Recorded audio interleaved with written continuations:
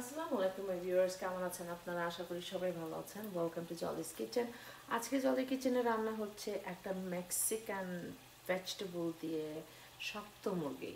তা আমি শক্ত মুরগিটা অনেক পছন্দ করি, এই জন্য আমার মতো করে রান্না করতেছি, আমার পছন্দের ভেজিটেবল দিচ্ছি।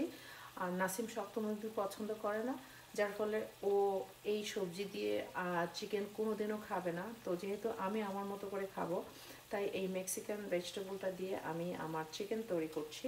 তো আমার চিকেনটা, হার্ড চিকেনটা, এই যে অলরেডি কিন্তু এখানে আমি মশলা কষা হয়ে গেছে, মশলা কষে মাংসটা কষা হয়ে গেছে। আর যেহেতু এটা হার্ড চিকেন অনেকক্ষণ সময় লাগলো, তো এখন আমি এটার ভিতরে সবজিটা দিয়ে দিলাম।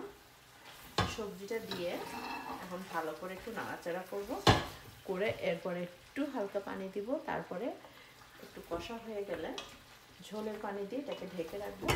এরপরে আমার এই মেক্সিকান স্কোয়াশ দিয়ে আমার হার্ড চিকেনটা রান্না হয়ে যাবে।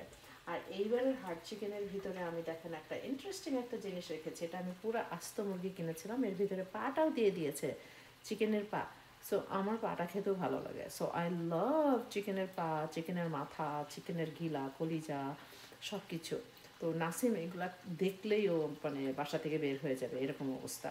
তো আমার মতো করে খাচ্ছি, আমার মতো করে রান্না করব, সো আপনাদের সাথে শেয়ার করছি। এখন এটাকে আমি একটু ঢেকে রাখবো, এরপরে ফাইনাল লুকসটা নিয়ে আসছি।